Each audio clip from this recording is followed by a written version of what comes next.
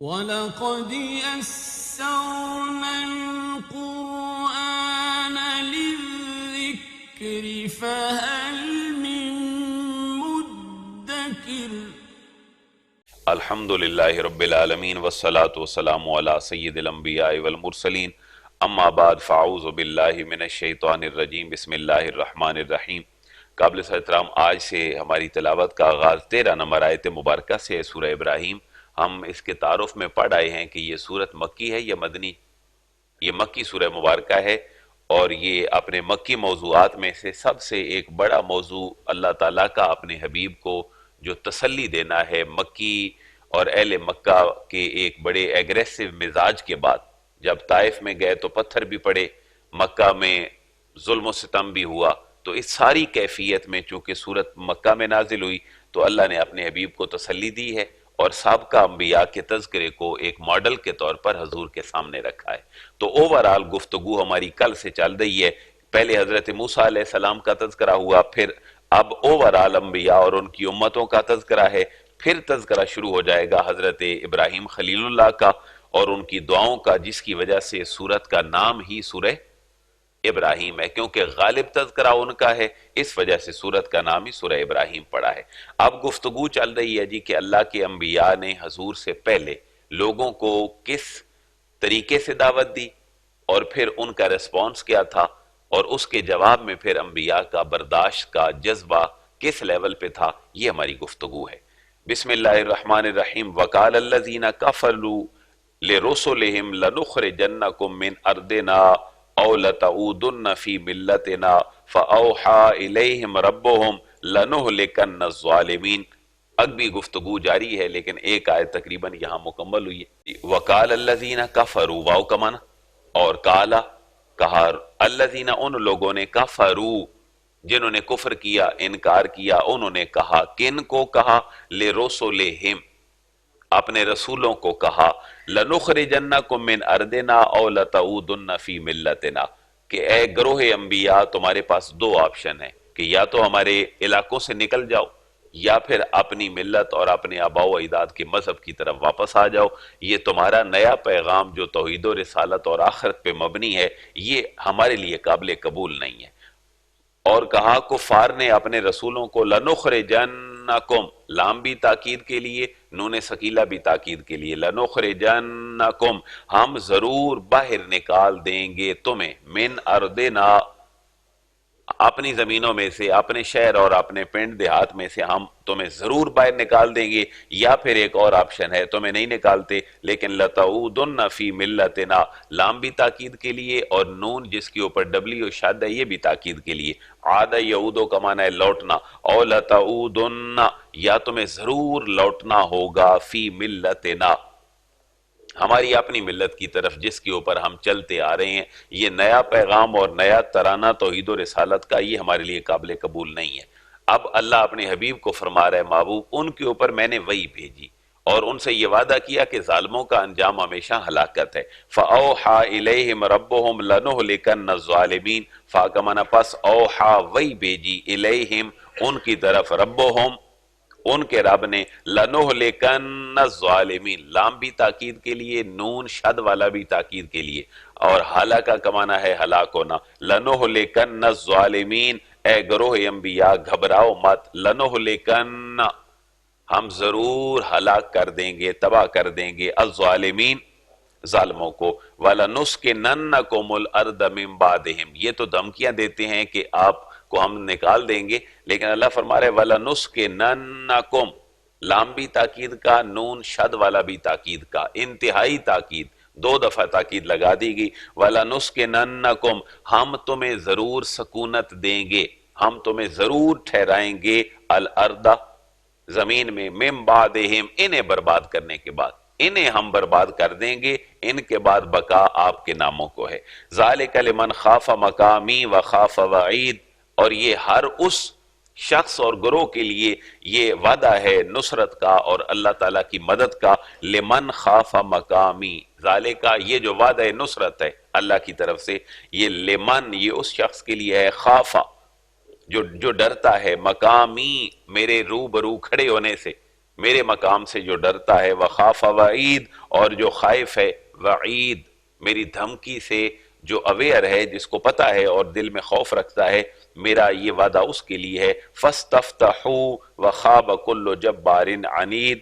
اب دو رویے ہیں جن کو اللہ تعالیٰ مثال کے طور پر بیان فرما رہا ہے کہ فتح اس سے ملتی ہے جو اللہ سے فتح چاہتا ہے، فتح اس کو ملتی ہے جو دعائیں کرتا ہے، اور جو سرکشی میں رہتا ہے اور منکر حق ہوتا ہے اس کو اللہ کبھی بھی فتح نہیں دیتا۔ یہ ایک چھوٹی سی آیت میں اس واقعے کو بیان کر دیا ہے۔ وَاسْتَفْتَحُوا، واو کا معنی، اور استفتحوا، انہوں نے حق اور فتح کو طلب کیا۔ الف سین تے کا خاصہ ہے کسی چیز کو طلب کرنا، اور رسولوں نے، گروہ انبیاء نے حق کی فتح کے لیے التجا کی۔ وخابہ، دعا تو قبول ہو گئی انبیاء کی، لیکن وخابہ اور نامراد ہو گیا۔ ہم اردو میں بھی لفظ بولتے ہیں خواب و خاسر ہونا، ناکام ہونا، مایوس ہونا۔ وخابہ، اور نامراد ہو گیا، کلو جبار عنید، کلو ہر وہ شخص، جبار جو بڑا سرکش تھا، اور عنید جو ایک بغض رکھتا تھا، اناد رکھتا تھا حق کے ساتھ، جو منکر حق تھا۔ تو دونوں کا انجام بیان کر دیا، پہلے دونوں کی کیفیت بیان کی، پھر انجام بیان کر دیا۔ اور رسولوں نے حق کی فتح کی، التجا کی، جو اللہ نے قبول فرما لی، اور نامراد ہو گیا ہر وہ شخص جو سرکش بھی تھا اور منکر حق بھی تھا۔ تو اللہ فرما رہے اتنے پر بات کافی نہیں ہو جائے گی کہ صرف ہلاک ہو جائیں گے، انہیں کچھ عذاب دے دیا جائے گا، سرکشی ان کی اور منکر حق ہونا یہ ان کے برے انجام کا باعث ہوگا، نہیں۔ من ورائہ جہنم ویسقا من ماء صدید، صرف یہاں تک بات ختم نہیں ہوئی، بلکہ من ورائہ، من کا معنی سے، ورائہ، اس نامرادی کے بعد بھی، کہ جب اللہ نے اپنے گروہ انبیاء کو فتح دے دی اور جو سرکش اور منکر حق تھے وہ نامراد ہو گئے، بات ختم نہیں ہوئی۔ من ورائہ، ان کی اس نامرادی کے بعد بھی ان کے لیے ایک اور اعزاز ہے، جہنم، ان کو جہنم میں بھیج دیا جائے گا۔ یہ تو دنیا کی ذلت اور نامرادی ہے، اور آخرت میں بھی ان کو جہنم میں بھیج دیا جائے گا۔ وَيُسْقَى مِن مَاءٍ صَدِيدٍ، اور پھر اب جہنم کی کیفیت کا بیان ہے، پہلے صرف جہنم، پھر جہنم کے اندرونی احوال۔ وَيُسْقَى، واو کا معنی، اور سقا، یسکی کا معنی ہوتا ہے سیراب کرنا، اسی سے نکلا ہے سقایا، جو ایک عربوں کے ذمہ ڈیوٹی تھی حاجیوں کو پانی پلانے کی، تو سقا یسکی، پلانا۔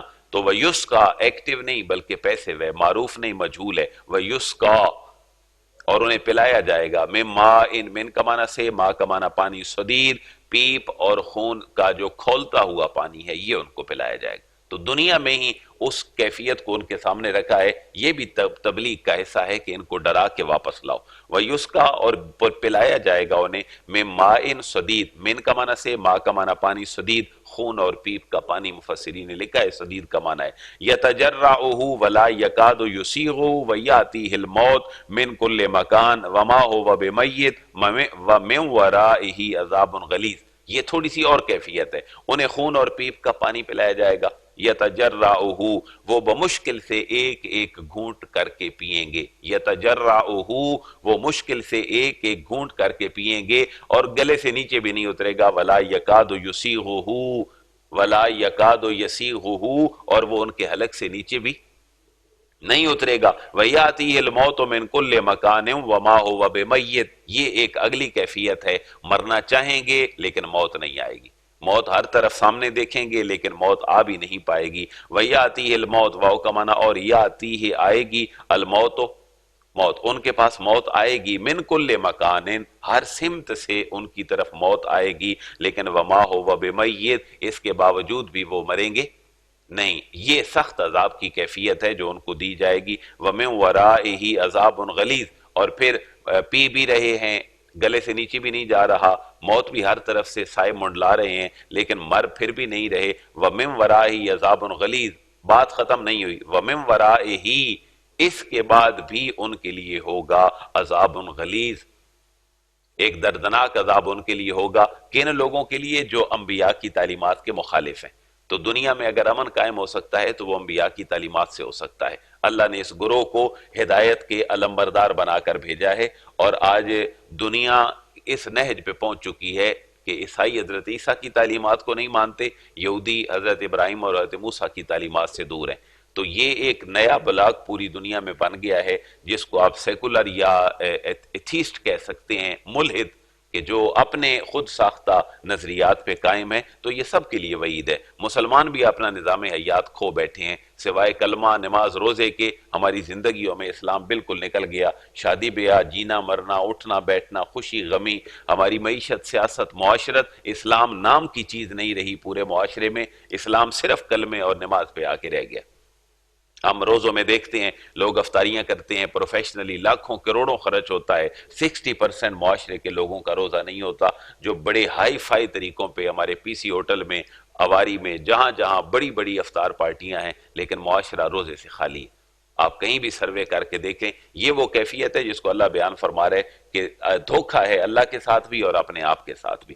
مَثَلُ الَّذِينَ كَفَرُوا بِرَبِّهِمْ أَعْمَالُهُمْ كَرَمَادٍ اشْتَدَّتْ بِهِ الرِّيحُ فِي يَوْمٍ عَاصِفٍ لَا يَقْدِرُونَ مِمَّا كَسَبُوا عَلَىٰ شَيْءٍ ذَلِكَ هُوَ الضَّلَالُ الْبَعِيدُ۔ بڑی پیاری مثال ہے۔ آپ ایک جگہ پہ آگ جلاتے ہیں، آج تو آگ جلانے کا رواج بھی ختم ہو گیا۔ یہ کوئی 15-20 سال کی جو دوڑ ہے، ریپڈنیس ہے انسانی زندگی میں، اس نے نیچرلزم ہم سے چھین لیا ہے۔ ابھی بھی آپ دیکھیں تو ہمارے جو بڑے ہوٹلز ہیں اور بڑے کھانے پینے کی چیزیں ہیں وہ گاؤں کے رواج کی طرف لوٹ رہی ہیں۔ آپ ویلیج ہوٹل کو دیکھ لیں، وہاں سے آپ کو کیا ملتا ہے، یا بڑے بڑے کسی ہوٹلوں میں وہی چھابا جس میں گاؤں میں روٹیاں رکھتے تھے، چھابی کہتے ہیں ہمارے علاقے میں، وہ دجی اور کندوری کا تصور ہے، وہ لسی اور مکھن کا تصور ہے، وہ چیزیں جو گاؤں کی کیفیت میں تھیں وہ لوٹ کر دوبارہ آ رہی ہیں۔ تو انسان پھر نیچرلزم کی طرف لوٹ کر جا رہے کیونکہ سکون اس کو وہاں پہ ہے۔ تو اب مثال یہ دی کہ آج تو گیس آ گئی، پہلے لوگ آگ جلاتے تھے، پہلے گائے کے گوبر سے آگ جلتی تھی، لکڑیاں جلتی تھیں۔ اگر لکڑیاں کہیں ایک جگہ پہ جل جاتی اور اس کی خاک اور وہ چھائی ہمارے گاؤں میں اس کو کہتے تھے، وہ جہاں پڑی ہوتی، چھوٹی سی ہوا آتی وہ سب کو اڑا کے لے جاتی۔ پتہ چلتا یہاں تو چیز ہی کوئی نہیں ہے، کیونکہ ہوا پتھروں کو تو نہیں اڑا سکتی، لیکن وہ جو خاک اور راکھ ہے اس کو ہوا اڑا کے لے جاتی ہے۔ اللہ فرما رہے کافروں کے اعمال اس راکھ کی مثل ہے کہ ان کے اندر اتنی طاقت بھی اعمال کے اندر نہیں ہے کہ ایک ہوا آئے تو وہ اپنی جگہ پہ برقرار رہیں۔ ہوا آتی ہے، وہ جلا ہوا بھوسا اڑ کے چلا جاتا ہے اور وہ دوسروں کو بھی خراب کرتا ہے۔ یہ مثال ہے ان لوگوں کی جو کفر والے اعمال کرتے ہیں۔ ان کے اعمال اتنے نرم و نازک ہیں کہ ان کا تو وجود ہی نہیں ہے، اپنے وجود کو ہی برقرار نہیں رکھ سکتے۔ مَثَلُ الَّذِينَ كَفَرُوا، مَثَلُ مثال، الَّذِينَ ان لوگوں کی، کَفَرُوا بِرَبِّهِمْ جنہوں نے اپنے رب کا انکار کیا، کفر کیا، اعمالہم ان کے جو اعمال ہیں، کرمادن، کاف کا معنی کی طرح، رماد راکھ کی طرح، ان کے جو اعمال ہیں وہ راکھ کی طرح ہیں۔ رماد کہتے ہیں راکھ کے ڈھیر کو، ان کے اعمال راکھ کے ڈھیر کی طرح ہیں۔ اشتدت بہ الریح فی یوم عاصف، اشتدت شدید ہو آئی بہ الریح، ایک ری اور ہوا اپنی آندھی اپنے پورے جوبن پہ آئی شدت کے ساتھ اور وہ ان کو اڑا کر لے گئی۔ فی یوم عاصف، فی کا معنی میں، یومن ایک ایسے دن میں، عاصف جو سخت آندھی والا دن تھا، آندھی طوفان اور ایک ہوا کی کیفیت چلی اور وہ راکھ پوری اڑا کے لے گئی۔ کفار کے اعمال بھی اسی کیفیت میں اڑ جائیں گے۔ دنیا میں اتنا بڑا زوم تھا میں تو بہت بڑا آدمی ہوں، جب مرے گا قیامت والے دن اس کے یہ نیک اعمال جن کو وہ بزوم خود نیک سمجھتا تھا وہ تو اڑا دیے جائیں گے، ان کی کیفیت ہی باقی نہیں بچے گی۔ یہ قرآن کا کون سا ٹاپک ہے؟ امثال القرآن، قرآن جہاں پر مثالیں دیتا ہے۔ تو یہ باقاعدہ ایک M Phil P H D کا لیول کا تھیسز ہے کہ آپ قرآن نے جتنی مثالیں دی ہیں، مچھر کی مثال ہے، راکھ کی مثال ہے، اور بہت ساری مثالیں ہیں، گدھے کی مثال ہے کہ علم ہے، کتابیں لدی ہیں لیکن اس سے فائدہ نہیں ہو رہا تو اس کی مثال گدھے سے دی ہے، کتے کی مثالیں دی ہیں، اس کے علاوہ اصحاب کہف کی، یہ جتنا بھی ہے قرآن کا ایک پورا موضوع ہے جس کو ہم کہتے ہیں امثال القرآن، قرآن کی مثالیں۔ اسی طرح امثال الحدیث بھی ہے، لا یقدرون مما کسبوا علی شیء ذلک هو الضلال البعید، لا یقدرون وہ قدرت نہیں رکھیں گے، وہ حاصل نہیں کر سکیں گے ریوارڈ، مما کسبوا جو انہوں نے کمایا تھا، ان کا کوئی فائدہ انہیں نہیں ملے گا، علی شیء کسی بھی لحاظ سے کوئی فائدہ ان کے اعمال ان کو نہیں دے سکیں گے، ذالک هو الضلال البعید، اور یہ اعمال کا کام نہ آنا، هو الضلال البعید، یہ بہت بڑی گمراہی ہے۔ اعمال کا کام نہ آنا یہ بہت بڑی گمراہی ہے۔ صرف زبانی جمع خرچ کرتے رہنا غلامی رسول کا اور نیکی کی طرف نہ آنا، عمل کا پلے نہ ہونا، ذالک هو الضلال البعید، یہ بہت بڑی گمراہی ہے جو انسان کو کبھی بھی منزل کی طرف نہیں پہنچنے دیتی۔ الم تر ان اللہ خلق السماوات والارض بالحق ان یشاء یذہبکم ویأتی بخلق جدید وما ذلک علی اللہ بعزیز۔ یہ بہت بڑی دھمکی ہے حضرت انسان کے لیے. ذرا اس کو کان کھول کے سنیں. الم تارا، کیا تم نے ملاحظہ نہیں کیا اے مخاطب قرآن، اے قرآن پڑھنے والے، کیا تم نے نہیں دیکھا ان اللہ، بے شک اللہ تعالیٰ نے خلق السماوات، پیدا فرمایا آسمان، والارض، زمین، بالحق، جہاں جب چاہیے تھا اس کے اندر اتنا حسن و جمال کے ساتھ زمین و آسمان پیدا فرما دی. تو اگر این یشا، اگر وہ چاہے تو یذہبکم، تم سب کو لے جائے اور تباہ و برباد کر دے، تمہیں ہلاک کر دے. ویات بخلق جدید، یہ دھمکی ہے میرے اور آپ کے لیے. ویات، اور وہ لے آئے، بخلق جدید، ایک نئی مخلوق لے آئے. اسے تمہاری ضرورت نہیں ہے. تم کہتے ہو کہ میں وقت کا سکندر اور دارا ہوں، میرے بغیر میرا گھر نہیں چلتا، میرے بغیر یہ ریاست نہیں چلتی، میرے بغیر معاشرہ نہیں چلتا. اللہ فرما رہا ہے جس نے تمہیں پیدا کیا ہے وہ اس بات پر قادر ہے کہ تمہیں ہلاک کر دے، اپنی فرما بردار قوم لے کر آ جائے. ذہن میں سوال پیدا ہوا، اللہ کیسے اتنا بڑا کام کر سکتا ہے؟ مخلوق ختم ہو پھر نئے انسان آئیں. اللہ فرمایا وما ذالک علی اللہ بعزیز، وما ذالک، اور یہ نہیں ہے اللہ، اللہ تبارک و تعالیٰ پر عزیز، مشکل. یہ اللہ تعالیٰ پر بھاری نہیں ہے، یہ اللہ پر مشکل نہیں ہے کہ نافرمانوں کو دنیا سے اٹھا لے اور ان کی جگہ پر فرما بردار قوم لے آئے. یہ اللہ کے اختیار میں ہے. یہ دھمکی ہے یا نہیں؟ کیا ہے حضرت انسان، اللہ نے جیسے چاہا مخلوق کو بنایا ہے. تو کہتا ہے فلاں کا ناک ایسا ہے، کان ایسے ہیں، اس کی پیشانی ایسی ہے. فرمایا جیسے اس نے چاہا. بالحق کا معنی کیا ہے؟ حق کا بہترین معنی یہ ہے جو چیز جہاں سوٹ کرتی تھی کائنات میں اس نے ایسے ہی چیز کو بنا دیا. پانی چاہیے تھا، پانی پیدا کر دیا. پہاڑ چاہیے تھے، پہاڑ بنا دیے. انسان بنانا تھا، انسان بنا دیا. آنکھیں جہاں فٹ تھیں وہیں پہ لگائیں، ناک جہاں فٹ تھا وہیں پہ لگایا. یہ ہے بالحق کا معنی. ہر چیز کو اللہ تبارک و تعالیٰ نے حق کے ساتھ ٹھیک ٹھیک اپنے طریقے پہ پیدا کر دیا. اور علامہ اقبال نے وہ بچوں کی نظم میں کیا لکھا؟ نہیں ہے چیز نکمی کوئی زمانے میں، کوئی برا نہیں قدرت کے کارخانے میں. اللہ کو ساری چیزوں کی ضرورت ہے اور ہر ایک دوسرے کی ضرورت رکھی ہے اور ہر ایک کو دوسرے سے خطرہ رکھا ہے. بلی چوہے کو بھگا دیتی ہے لیکن چوہا بھی تو گھر کے کیڑے مکوڑوں کو بھگا دیتا ہے. سانپ کا نقصان بھی ہے، سانپ کا اس مقام پہ فائدہ بھی ہے. اللہ نے جو کائنات میں چیز چاہیے تھی اس کے مطابق پیدا فرما دی ہے. وَبَرَزُوا لِلَّهِ جَمِيعًا، واو کا معنی اور بارزو، وہ ظاہر ہوں گے، للہ اللہ کے سامنے، جمیعہ سارے کے سارے. روز حشر وہ اللہ تبارک و تعالیٰ کے سامنے حاضر ہوں گے. فَقَالَ الضُّعَفَاءُ لِلَّذِينَ اسْتَكْبَرُوا إِنَّا كُنَّا لَكُمْ تَبَعًا فَهَلْ أَنْتُمْ مُغْنُونَ عَنَّا مِنْ عَذَابِ اللَّهِ مِنْ شَيْءٍ. اب جو جن کے پیچھے چلتے تھے، یہ ذرا میری اور آپ کی رسمیں ہیں شادی بیاہ کی، مرنے جینے کی، خوشی غمی کی. ہم کیا کرتے ہیں جی بس چل رہا ہے آج کل، اسی کے مطابق ہی چلے گا. ہماری خواتین شادی میں جاتی ہیں، بس رواج بن گیا ہے جی، جو رواج ہے، کپڑے بھی ہونے ہیں، شاپنگ بھی ہونی ہے. اللہ رسول کی پرواہ نہیں ہے، رواجوں کی پرواہ ہے. ذرا سنیں جن کے پیچھے چلیں گے. کمزور لوگ ہمیشہ بڑے لوگوں کے پیچھے چلتے ہیں اور نظریات جو لوگ دیتے ہیں، ایوریج لوگ ہمیشہ ان کے پیچھے چلتے ہیں. قیامت والے دن کمزور لوگ بڑے لوگوں کے پیچھے چھپیں گے جن کے نظریات اور عمل کو انہوں نے فالو کیا تھا، اور کہیں گے بھئی تو ہم تو تمہاری وجہ سے تمہارے پیچھے پیچھے سے دنیا میں، تم جانو تمہارا کام جانے. یہ کیفیت ہے ان کی. ہمیں عذاب سے بچاؤ. وَبَرَزُوا لِلَّهِ جَمِيعًا، روز حشر اللہ کے سامنے سب چھوٹے بڑے پیش ہوں گے. فَقَالَ الضُّعَفَاءُ، فا کا معنی پاس کالا کہیں گے، الضُّعَفَاء ضعیف لوگ، کمزور لوگ، جو ایک مظلوم طبقہ تھا دنیا میں جس کو کھانے کے لیے روٹی نہیں ملتی تھی، وہ تمہارے پیچھے چل کے تمہیں فالو کر کے اور اپنی بے وقوفی کو ظاہر کر کے ادھار لے کے کرائے لے کے وہ اپنے کفن دفن کے معاملات. پنجابی ذمہ دار کی کہانی ہم نے میٹرک میں پڑھی تھی، پتہ نہیں آپ کے نصاب میں وہ تھی یا نہیں تھی. پنجابی ذمہ دار جو ہے وہ اس کے پاس اپنے کھانے پینے کے لیے نہیں ہوتا، اور ماں مرتی ہے تو اس کے جنازے اور کفن دفن کے لیے وہ لاکھ روپے قرضہ لے بیٹھتا ہے. کچھ عرصے بعد باپ فوت ہو جاتا ہے. وہ ساری عمر اپنے موتوں کی رسومات پہ جتنا قرض لیتا ہے وہ ساری زندگی ان کے اندر جکڑ کے بیٹھا رہتا ہے. تو فقال الضعفاء، جو کمزور لوگ ہیں، جو مغلوب ذہن کے لوگ تھے، بیچارے خود کو کمزور سمجھتے تھے لیکن اپنا آئیڈیا اور اللہ رسول کی تعلیم بھی نہیں تھی، ان کو کمزور اللہ نے کہا ہے. وہ حاضر ہوں گے کمزور پیروکار، للذین، ان لوگوں کے لیے سامنے آ جائیں گے اور کہیں گے استکبروا، جو متکبر تھے دنیا میں، جو تھڑے دار تھے، جو ان کی پنچایتیں کرواتے تھے. جیسے آج کل ہمارا سسٹم تھا ناظمین کا، کچھ اب پھر ایکٹیو نہیں ہے، شاید آنے والے دنوں میں پھر ایکٹیو ہو جائے. طلاق کے فیصلے کا اختیار حکومت نے ناظم کو دے دیا. ناظم کو شریعت کی الف بے کا پتہ نہیں ہے، وہ دونوں پارٹیوں کو بلاتا ہے، لڑکے اور لڑکی والے کو، اس کی کوشش ہوتی ہے دونوں پارٹیاں مجھ سے راضی اٹھ کے جائیں، اللہ رسول کی پرواہ نہیں ہے، تھڑے کی پوری پرواہ ہے۔ تو ناظم چاہتا تھا کہ 3 طلاقیں بھی ہوں، کیونکہ بطور نکاح رجسٹرار میں نے ان چیزوں کو بھوگتا، اسلام کی پرواہ کوئی نہیں۔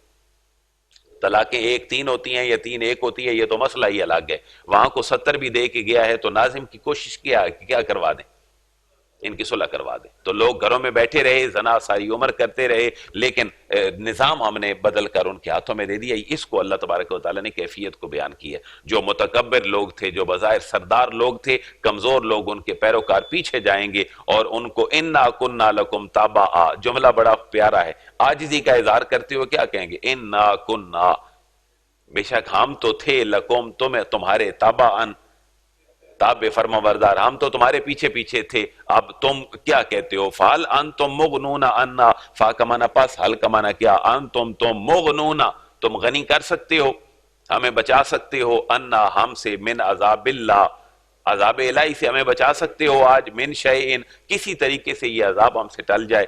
قالو، وہ وڈیرے، وہ سردار، وہ پنجایتی جو لوگوں کو غلط فیصلوں کی طرف لے کے جاتے ہیں، یہاں گھر کا سربراہ بھی مراد ہے۔ تو یہ ایک وہ کیفیت ہے کہ وہ کہیں گے قیامت والے دن پیچھے پیچھے جا کے، قالو لو ہدان اللہ لہدیناکم، قالو وہ کہیں گے، لو ہدانا، اگر ہمیں کچھ ہدایت دیتا اللہ تعالیٰ تو لہدیناکم، ہم تمہیں بھی ہدایت دے دیتے، ہمیں کچھ پتا ہوتا ہم تمہیں بھی کہہ دیتے۔ تو جن کے پیچھے ہم چلتے ہیں وہ تو عاجزی کا اظہار کریں گے قیامت والے دن۔ یہ لت پڑ گئی ہے ہمارے اس کمزور معاشرے کو بھی کہ دلہن اور دولہا خوشحال زندگی گزارنے کا علم ان کو ہے یا نہیں ہے، لیکن لہنگا 25,000 کا شادی میں ضرور خریدنا ہے۔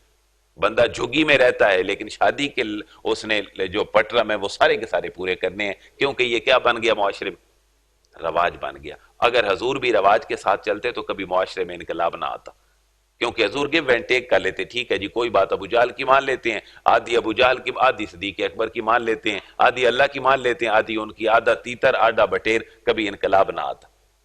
اللہ نے واضح پالیسی رکھی، قل یا ایھا الکافرون لا اعبد ما تعبدون، محبوب ان کو واضح کہہ دیں میرا نظریہ اور ہے، تمہارا نظریہ اور ہے، میرا عمل اور ہے، تمہارا عمل اور ہے، اسی پہ ہم نے چلنا ہے، ادروائز ہم آگے نہیں بڑھ سکتے۔ قالو وہ کہیں گے عاجزی سے، لو ہدان اللہ، اگر اللہ تعالی ہمیں ہدایت دیتا، لہدیناکم، تو ہم تمہاری بھی رہنمائی کر دیتے، سواء علینا اجزینا ام صبرنا ما لنا من محیص، سواء علینا، ہمارے لیے یکساں ہے، ہمارے لیے برابر ہے کہ اجزینا، ہم گھبرائیں، اور صبرنا، یا ہم صبر کریں، ما لنا من محیص، آج نہیں ہے ہمارے لیے من محیص کوئی راہ فرار، ہمارے لیے کوئی راہ فرار نہیں ہے، ہم تو یہاں پر اپنی کیفیت میں پڑے ہیں، تم جانو تمہارا کام جانو۔ لیکن ایک گروہ کام آئے گا، یہاں ضعیف لوگ کہاں جائیں گے؟ متکبر لوگوں کے پاس، تو وہ ہاتھ کھڑے کر دیں گے۔ لیکن ایک صحیح بخاری کی پوری حدیث ہے، پوری انسانیت حضرت آدم علیہ السلام کے پاس حاضر ہوگی، یہ حضور کی شفاعت پہ حدیث مبارکہ ہے، اور حضرت آدم علیہ السلام عاجزی کا اظہار کریں گے، حضرت نوح علیہ السلام کی طرف بھیجیں گے، حضرت نوح سے آتے آتے حضرت ابراہیم خلیل اللہ، سب کہیں گے کہ اذهبوا الی غیری، میرے علاوہ کسی اور کے پاس جاؤ، ہم آج تمہارے کسی کام آنے والے نہیں ہیں۔ لیکن حضرت عیسیٰ علیہ السلام کہیں گے ساری امتوں کو اور انسانوں کو کہ ہاں ایک بندہ ہے، مجھے لگتا ہے تم اس کے پاس چلے جاؤ تو تمہارا کام بن جائے گا۔ وہ کون ہے؟ فرمایا وہ ختم المرسلین ہے، وہ سید الاولین والآخرین ہے، اللہ نے ان کے ساتھ یہ وعدے فرمائے ہیں، مجھے لگتا ہے کہ ان کے پاس جاؤ تو تمہارا کام بن جائے گا۔ جب سارے انسان حضور کے پاس حاضر ہوں گے قیامت والے دن، تو پھر حضور کا جملہ یہ نہیں ہوگا اذهبوا الی غیری، میرے علاوہ کسی اور کے پاس جاؤ، بلکہ وہاں بخاری کے الفاظ ہیں، حضور فرمائیں گے آنا لہا، میں آج تمہاری اس مشکل میں تمہارے کام آنے کے لیے تیار ہوں۔ پھر حضور شفاعت کریں گے، اپنا سر انور جو ہے وہ سجدے میں رکھیں گے اور امت کی شفاعت کو طلب کریں گے، پھر سر اٹھانے کا کہا جائے گا، اللہ فرمائے گا سل، محبوب آپ سوال کریں، آج آپ کو عطا کیا جائے گا، اب محبوب آپ آج سوال کریں، شفاعت کریں، آپ کی شفاعت قبول ہوگی، تو پھر حضور کام آئیں گے، یہ تو اللہ کے بھی خود فرما رہے ہیں، لیکن میرے اور آپ کے اور اس معاشرے کے آنکھوں کانوں پہ پٹیاں ہیں کہ رسول اللہ کی تابعداری نہ شادیوں میں ہے، نہ مرنے میں ہے، نہ جینے میں۔ لیکن کام آنے والا گروہ قیامت والے دن بھی وہی ہے جو گروہ انبیاء ہے، اور پھر ان کے اندر سے کام آنے والا وہ سردار ہے جو سید الاولین والآخرین ہے، اور آقا کریم صلی اللہ علیہ وسلم کی ذات بابرکات ہے۔ اس لیے حضور نے فرمایا اپنی اولاد کو محبت رسول سکھاؤ، کیونکہ پہلی کیفیت محبت مصطفیٰ ہوتی ہے، جب محبت آ جائے گی تو عمل بھی آ جائے گا۔ ہماری یہ محفلیں، یہ نعتیں، یہ سارا کچھ کس لیے تھا؟ لوگوں کے اندر ذکر مصطفیٰ سنیں اور محبت مصطفیٰ پیدا ہو تو عمل کی طرف آ جائیں گے، لیکن ہم نے اس کو پروفیشن بنا لیا۔ نعت خوانی چلی گئی میراثیوں کے ہاتھوں میں، جو ذکر مصطفیٰ محبت رسول کا باعث بننی تھی وہ پروفیشن اختیار کر گئی۔ وہاں جس کو نعت کہا گیا وہ نعت معاشرے میں نہیں پڑھی گئی۔ میں عموماً مثال دیتا ہوں، لگیاں نے موجاں لائی رکھی سونیاں، یہ کون سی نعت ہے؟ نعت تو کہتے ہیں رسول کی تعریف کو، والضحیٰ واللیل اذا سجا، جو حسان بن ثابت نے کیا، واقصان منک لم ترکت تو عینی، اور حضور کی سب سے بڑی ثنا تعریف جو صحابہ نے کی ہے وہ امام ترمذی نے اپنی پوری ایک جلد میں 400 کے قریب حدیثوں میں شمائل ترمذی کے نام سے رکھ چھوڑی۔ آپ حضور کا سراپا پڑھیں، حضور کے سر سے لے کر پاؤں تک آپ کی صفات، آپ کی احوال، ان کو کیا کہتے ہیں؟ شمائل۔ تو شمائل حضور کی نعت ہے، اور صحابہ نے جو کی، حضرت انہوں نے امام بخاری رحمۃ اللہ تعالی علیہ نے کی، حضرت حسان بن ثابت نے کی، وہ ہے جنہوں نے حضور کی نعت کا حق ادا کیا۔ دین کی تکمیل کا معنی کیا ہے؟ شریعت کے دائرے میں قرآن ہر انسان کے، ہر زمانے کے، ہر انسان کے ہر مسئلے کو کیا کرتا ہے؟ یہ دین مکمل دین ہے۔ اگر یہ حل نہ کرتا ہوتا تو دین مکمل نہ ہوتا۔ رسول اللہ نے اس کے اصول، پرنسپل اور طریقے بتا دیے جو ہم تک جاری ہیں۔ تو اللہ تبارک و تعالیٰ ان بزرگان دین کا فیضان جاری اور ساری فرمائے، اور ہمیں ان کی تعلیمات پہ عمل کی توفیق عطا فرمائے۔ بلکہ ایک دفعہ سورہ فاتحہ اول آخر درود پاک کل شریف پڑھ لیں تاکہ ہم ان کی روح کو اصالِ ثواب کریں اور ان کی تعلیمات کے ساتھ کمیٹڈ رہنے کا ہم عہد کریں۔